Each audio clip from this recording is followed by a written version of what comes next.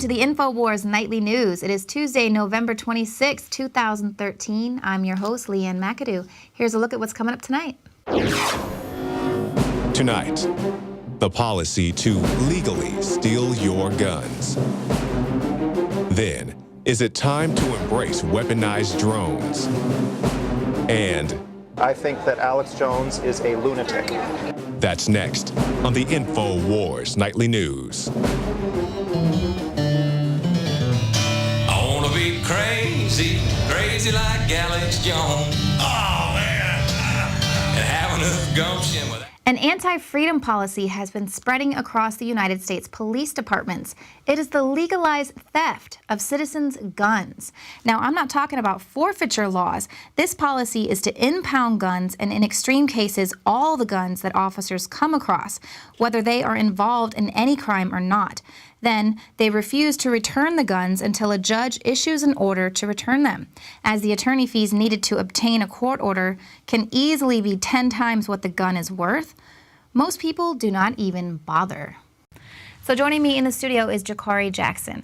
Jakari, they are seizing guns. There's no crime involved. They don't have any rhyme or reason for doing it. It's theft. This is ludicrous. Well, they have a reason to do this, Leanne. It's because they want your guns, even though they say, we don't want your guns, just like Anthony Gucciardi and Alex experienced down at the Alamo. We don't want your guns. It says on this paper you want to take all of our assault rifles away. Well, we don't really consider an assault rifle to be a gun. We don't consider anything that you want for self-defense to be a gun, but we'll touch on that in just one moment. Yes, the article that you're referencing from ammoland.com, headline, legalized theft of guns. And this isn't just something that's going on in California. We know it's been going on there for a while. It's also Ohio, Arizona, Wisconsin, where the police show up, whoever the repo agents may be, and they have to come and seize your guns. And earlier this year, Bloomberg put out an article headline, California's gun repo men have a nerve-wracking job. And Leanne, what this article is about, the guys who have to go and take these guns, and if you read it, it's written in such a way, oh, these poor guys, these brave souls who have to go and confiscate these guns.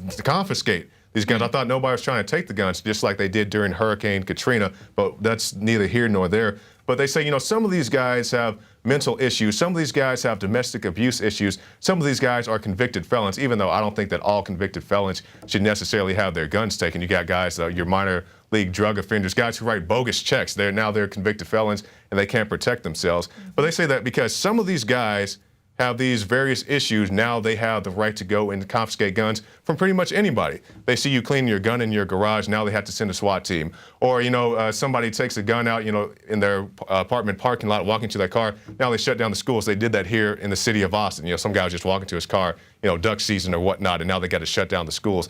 It's going on, they want your guns, it's a bunch of bull, and they keep acting like, no, we don't want to take your guns away. We just want to take 150 plus guns away off the streets, Dianne Feinstein. They just want to say that you can't have X number of bullets in your magazine, Dianne Feinstein, all these other things. Joe Biden, go out and shoot your shotgun off your balcony, even though if you do that, you're going to be hit with some charges because that is very much illegal. They even tell police not to shoot out warning shots, but they're going to tell you to do it just so you can get caught up in the system.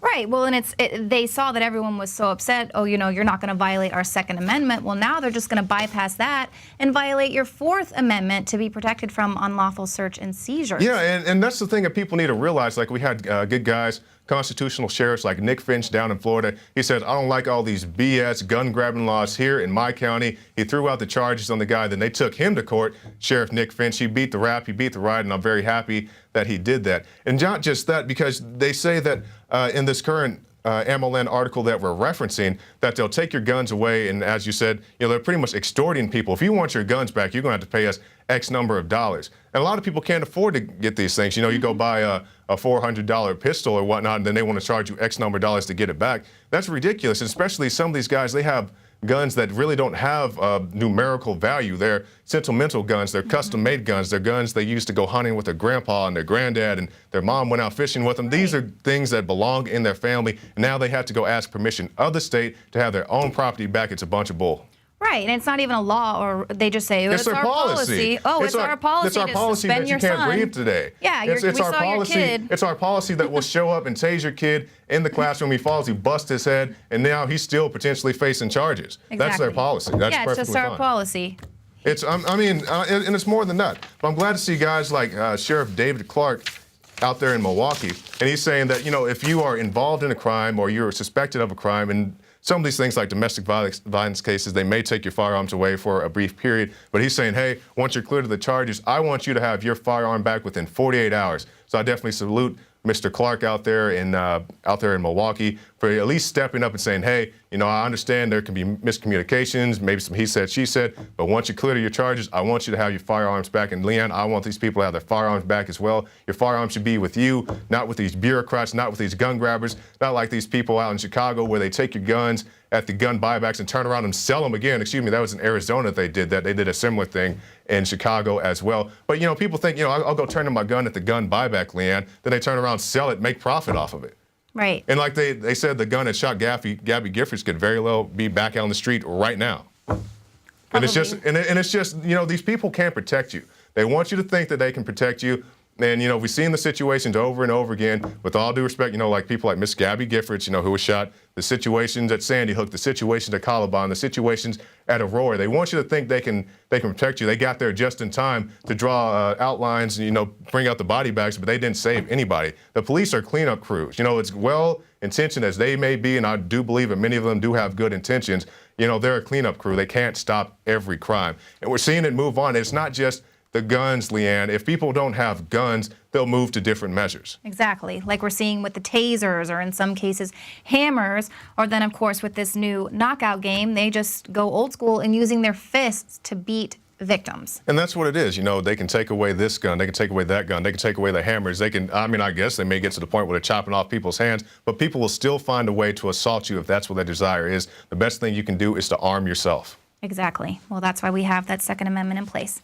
Thank you, Jakari. All right, well, is the mainstream media trying to convince you that you don't need a gun to protect yourself against mob violence, or are they once again complicit in covering up racially motivated crime? The New York Times is reporting that the knockout game might not be a spreading menace, but a myth. Now, the story opens with reporting of another assault that just happened last Friday, saying that it was possibly part of the so-called knockout game, adding that this attack is just one of a growing list of such crimes. But they report that the police officials in several cities say that the game amounted to little more than an urban myth, and that the attacks in question might be nothing more than the sort of random assaults that have always occurred. Police are particularly concerned that widespread coverage could create the atmosphere where such a game could take hold. So again, are they stopping copycats, or do they just want to reassure you that you don't need a gun to protect yourself? Now, towards the end of the article, they bring up the issue of race by saying that much of the fear sown by the reports may have racial roots. They quote Jeffrey Butts, who says, "There's an element who want to see this through the lens of race."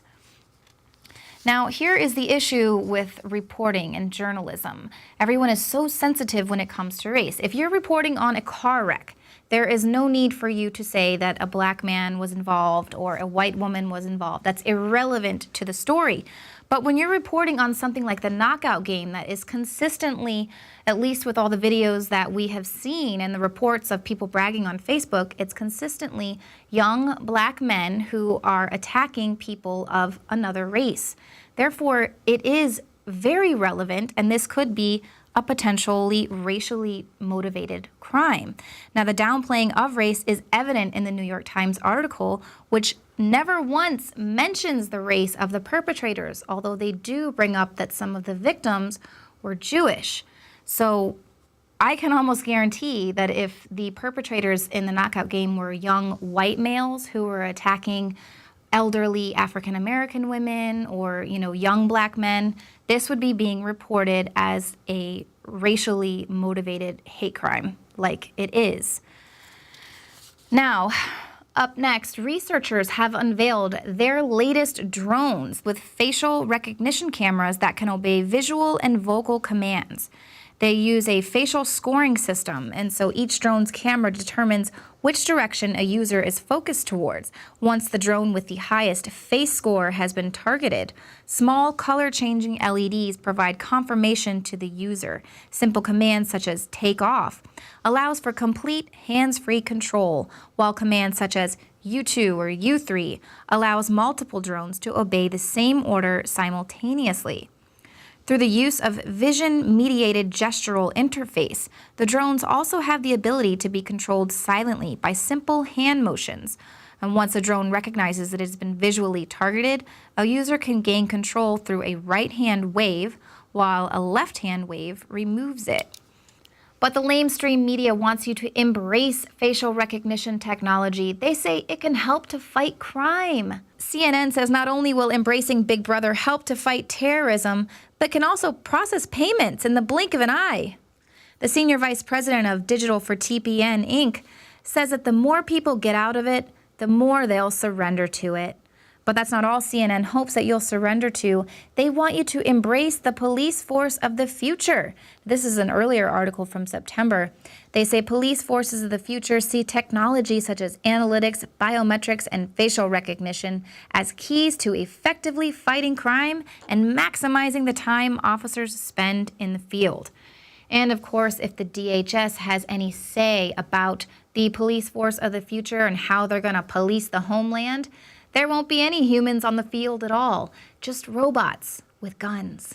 Commercial companies showed off their weaponized robots to U.S. Army officers at Fort Benning in Georgia on Thursday.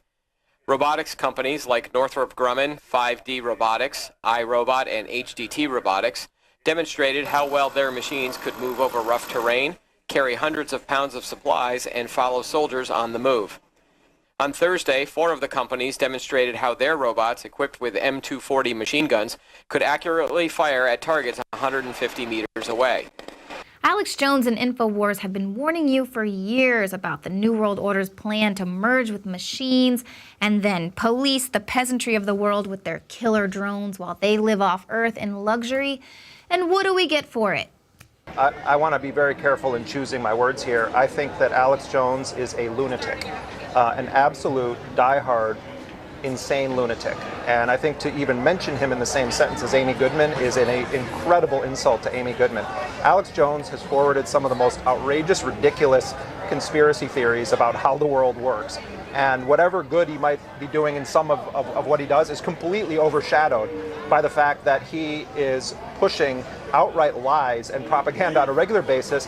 And I think it ultimately subverts the important real journalism that independent journalists are doing on a regular basis by giving the impression that everyone's running around wearing a tinfoil hat. And so no, I wouldn't even put him in the same category as Amy Goodman on any day. That's right. The mainstream media has called Alex Jones an absolute lunatic for warning about such things as Obamacare's death panels. And that's something else about which the president was not fully forthcoming and straightforward. All right, so you believe that there will be rationing, aka death panels? It's built into the plan. It's not like a guess or like a judgment. That's going to be part of how costs are controlled. That's a trade-off society is making because of very, very high medical costs and a lack of willingness to say, is spending $1 million on that last 3 months of life for that patient, would it be better not to lay off those 10 teachers and to make that trade-off in medical costs? But that's called the death panel, and you're not supposed to have that discussion. When people like Bill Gates suggest killing Granny, he's seen as a future-thinking genius. But when Alex Jones warns about death panels or the fact that Obamacare is going to raise the premiums and cause millions of people to be dropped from their insurance, he is a stark, raving lunatic. What is diehard, insane lunacy is that people still go to the mainstream media to get their news. Now, stick around because after the break, I'm going to be interviewing the Comet Hunter to find out if ISON is going to bring the impending apocalypse. Hint, it's not. And then I'm going to tell you about something really gross that could potentially wiggle its way into your Thanksgiving dinner.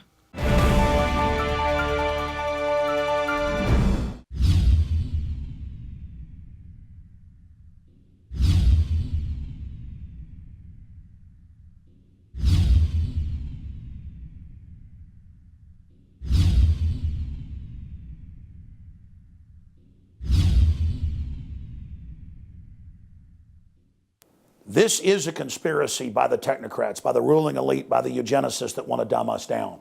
This is the iodine conspiracy.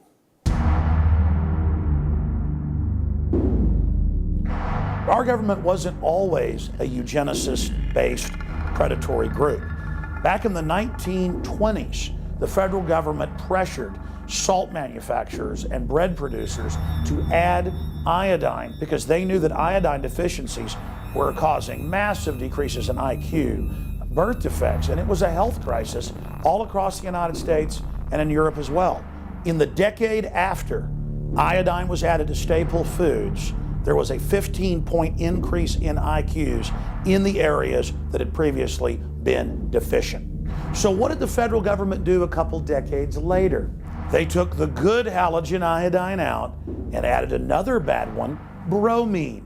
And they put the worst of the group, fluoride and fluorine derivatives, in our water supply and began using it as a pesticide on the crops. Let's be clear about this. Adding bromine to the food supply is banned in the EU, banned in Canada, and banned in many other nations because it is a toxic poison listed in those countries. I've done deep research on the globalist program to dumb down the population to make us more manageable. It is eugenics. And I personally take the highest quality form of unbound iodine, nascent iodine, in a kosher certified, non-GMO certified glycerin base. I've interviewed the experts, people like Dr. Brownstein and pharmacist Ben Fuchs, and of course, Dr. Edward Groot. And across the board, the consensus is iodine is the missing piece of the puzzle. And not just iodine, but high quality, unbound, pure iodine. Bottom line, this is something on record our bodies need. I've gone out and found the best source for myself and my family. I hope you'll visit InfoWarsLife.com and get our InfoWars Life Survival Shield. It really does incredible things. And we've got nothing but positive reviews from our listeners. And this also helps support our news operation and the info war while we get the iodine we need and block the fluoride and the other members of the halogen that are so bad for our bodies. Check out the information. Do the research for yourself. Talk to your physician and then decide whether you want to drink fluoridated water that Harvard, major studies admits, is giving people brain cancer and bone cancer and lowering their IQ, or whether you want to find a high quality source of iodine. Consult your physician, do your research, and make a decision. But whatever you do, don't just ignore this message, because all of my research shows this is absolutely key to getting people out of the brain fog that they've been artificially put into by the social engineers. Visit InfoWarsLife.com today. Comet Ison's day of reckoning is nearly upon us. The comet will reach its closest point to the sun on Thursday, and all bets are off as to whether or not the comet is going to make its journey around the sun. Joining me today is Don Macholz. He's the comet hunter, and he's going to talk to us about what could be the celestial event of the century. All right, Don Macholz, the comet hunter, thank you so much for joining us today. Well, thank you for inviting me, Leanne. So when Ison was discovered in 2012, it was shining really brightly, and it prompted some astronomers to say that it could be the comet of the century, eventually possibly glowing in the night sky as bright as our own moon. But what does that look like now? Well, some of those predictions were perhaps overstated. The comet will get bright and is getting brighter. However, at the time it's at its brightest, it's very close to the sun as seen from the Earth, so it's hard to see right now. But it's behaving pretty well on track. There is some indication with the recent outburst that it had about a week and a half ago that that outburst in brightness, which brightened it quite a bit, it's kind of calmed down since then. So we'll have to watch over the next few days to see if it starts to dim as it gets closer to the sun, or if it continues to brighten. And so what's actually causing it to be the brightness and the dimming? And I know that this one actually had, I think, 6 tails at one time. What was causing that? And is that common? is like a dirty snowball, and this one has a nucleus, or the center of it is a snowball that's about 3 miles across. And as it moves closer to the sun, it begins to brighten. And when it goes half the distance to the sun from any distance, a typical comet will get 16 times brighter. This particular comet has an orbit that brings it really, really, really close to the sun. And so if you do the math and if it behaves normally, it will get really, really bright. And it might have a very nice long tail. It's coming in on the morning side of the sun, so it can best be seen in the morning. It's going to whip around the sun on Thanksgiving Day, the 28th of November, and then back into the morning sky, where it can best be seen in the morning before morning twilight. And so as far as having a lot of tails, ISON, is this a rare occurrence with the multiple tails, or is that something that you've seen a lot with your work? Well, usually a comet will have two tails, an ion tail, which is kind of like a gas tail, and a dust tail. The dust tail is forming very nicely. The ion tail we've had for a little while already. It's had some extensions off on the side of the nucleus, and astronomers are kind of wondering what those are. They really aren't calling them tails, they're calling them more like wings. And some comets seem to display that. It might be due to matter coming off of certain portions of the nucleus as it rotates. Material comes off of it in unequal areas. So that might be causing that. So this is probably very exciting as an astronomer, someone that kind of looks to the sky. This seems to be kind of a rare occurrence in our century. It is rare that a comet comes that close to the sun of this size. There are sun grazers that are found on the SOHO satellite images. They're very much smaller than this and much, much fainter. But this comet has been coming in for millions of years, and it only got bright enough to see when it got a little bit past Jupiter's orbit. Between Jupiter and Saturn's orbit was where it was discovered. And by then it had become bright enough that it could be picked up with a telescope and a very sensitive camera. At that time, it was still beyond reach of most of our telescopes to visually observe. I began to see it as it got closer to the sun about 2 months ago in the morning sky, as did many other amateurs. In the last few days, it's been visible in binoculars and to the unaided eye. However, beginning about 2 days ago, it was so much in the twilight that it was difficult to see. So now the only imaging that's done is by radio telescope and by satellites that orbit the sun and do not have to, are not interfered with by the atmosphere of the Earth. So as the comet gets closer to the sun, how come it hasn't melted already? It is in the process of melting, as all comets do. As they move closer to the sun and get hotter, the material, the solid material on the snowball sublimes or turns directly into the gas, which forms the head of the comet and the tail of the comet. But the nucleus generally remains intact.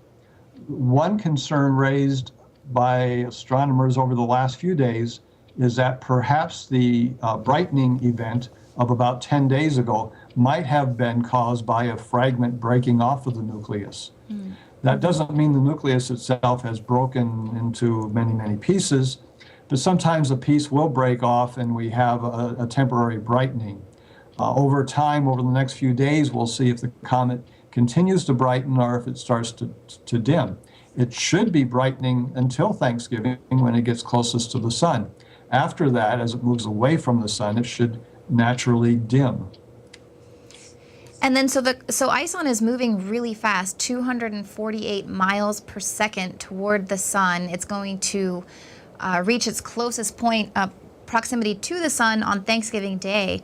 What happens if it gets sucked into the gravitational pull of the sun? Is that a possibility? And what would happen if that was the case? It's unlikely the course will change so much such that it will be drawn into the sun. It will miss the sun. and it's expected to, and it will stay on track. The question is, what part of it's going to survive? A breakup of the nucleus would cause the comet to become even brighter for a while as more and more material is exposed to the sun. If, on the other hand, the nucleus begins to dissolve and just break down into tiny particles, we may not have a very bright comet after it rounds the sun. If it stays intact, we may have a pretty good show in the morning sky after it rounds the sun.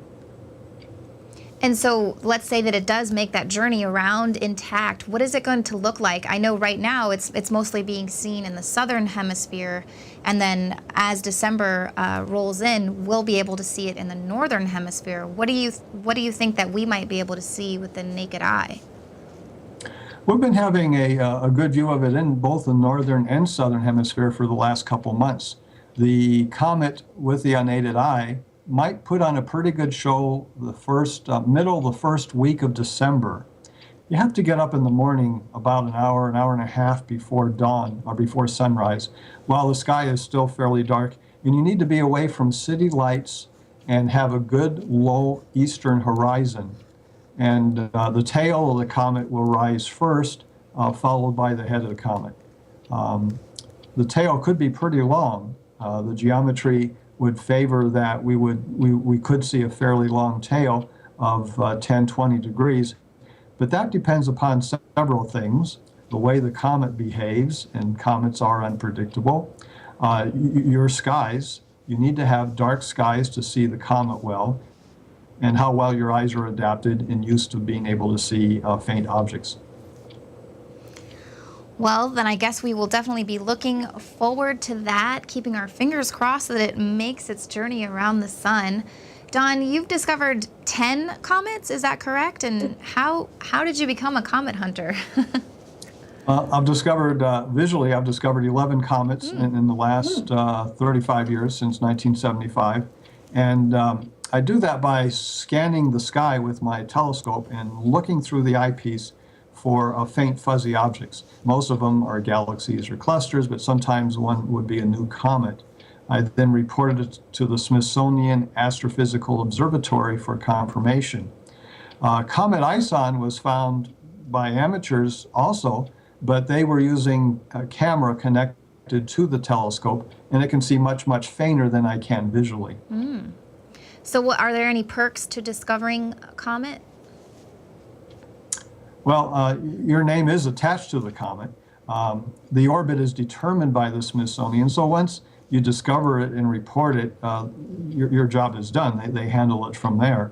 I have a couple comets that I've discovered that come by every 5 years. One of them also goes very close to the sun, not quite as close as ISON, but every 5 years it puts on a pretty good show as it goes around the sun. Which one is that? It's the Macholz, the Macholz 1985. We got the 1988. 1986E. 1986. Also known as P96 or Periodic Comet Macholz 1. Ooh, so exciting. Yeah. And so are you going to be holding any public viewing events for Comet ISON or live streaming? There's a group of astronomers in the area here, and we set up telescopes and invite the public to come out and look through our telescopes. On Saturday, December 7th, we'll be out in the pre-dawn skies in Auburn, California, setting up our telescopes to show people not just the comet, the planet Saturn will be out, the moon will be out, things like that too, but we'll be showing Comet ISON then. If it continues to put on a good show, we'll be scheduling other star parties. And there are astronomy clubs around the world that are going to be setting up telescopes to show people the comet. The biggest problem is it is in the morning. It's not an evening, so you have to get up early and go out to watch it. Yeah, that's the big problem for me, is getting up a few hours before the sunrise. Yes. Well, thank you so much, and definitely we'll check out thecomethunter.com and see if you have any new photos for us once it makes its journey around the sun. Thank you, Don. Thank you. If you need anything else, let me know. Take care now. Take care. All right, well, while you're out there enjoying your Thanksgiving dinner and hoping to catch a glimpse of Comet Ison as it potentially makes impact with the sun, make sure to take a glimpse at your food. Now, we've reported before about the disturbing FDA limits for food defect levels that allow a certain amount of rodent hair and feces to be in your food. Like canned mushrooms, for example, that you might use on your green bean casserole. The FDA allows 20 maggots per can. Ugh. But live bugs in food is another story. Fox 7 here in Austin reported on a woman who found crawling maggots in her Cliff Bar. A spokesperson for the FDA told MyFox Austin that the presence of live insects, maggots, worms, etc. in a product is not acceptable. Ugh. You think? Ugh. Well, stick around after the show because Rob Dew, yes, the same adventurous Rob Dew who ate a live cricket here on the show in accordance with UN demands to eat more bugs. He is going to take a bite into his own personal stash of Cliff Bars to find out if those maggots were just an isolated incident here in Austin. I really hope so. Now, stick around throughout the week. Even though we're going to be going through onto a skeleton crew here in the studio for the Thanksgiving holiday, we're still going to be giving you lots of content that you have yet to see. It hasn't aired. And of course, if you are a subscriber to Prison Planet TV, as always, you can share your username and password with up to 10 other people. Thank you for tuning in to this edition of the Infowars Nightly News. Now, please enjoy yourselves this holiday weekend.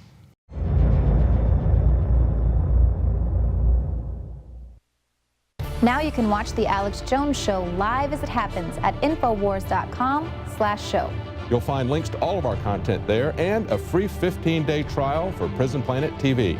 More than 60 movies and documentaries all in one place at Infowars.com/show.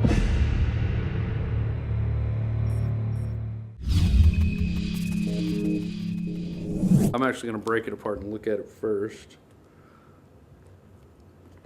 I love Cliff Bars. I eat them usually for lunch every day. I do not see anything in here other than white chocolate macadamia nut goodness. So Rob Dew, were you concerned when you saw the video of the maggots crawling around in the Cliff Bar? Not at all. As you know, I've been on Infowars Nightly News eating grasshoppers in order to fulfill the UN's agenda of having us all farm insects and use that as our protein sources. No, this looks pretty good. So, yeah. Would you have any reservations of eating Cliff Bars in the future? I understand that in the processed food industry, they do allow for things to get in. And I understand that some of those things do get in. I've never seen one in a Cliff Bar, and I've probably eaten thousands of Cliff Bars in my life. And I do know this. The guy who owns Cliff Bar does contribute to, he's for GMO labeling. So he could be being attacked by the mainstream media for being pro-GMO labeling. I know he gave a lot to the proposition out in California last year. He gave a lot to that. So this may be they may be coming after him at this point. So I don't know, but I love Cliff Bars and I eat them every day, usually for lunch. And I always have one in my camera bag because you're out in the field, running around, need something quick, Cliff Bar, it's what I eat.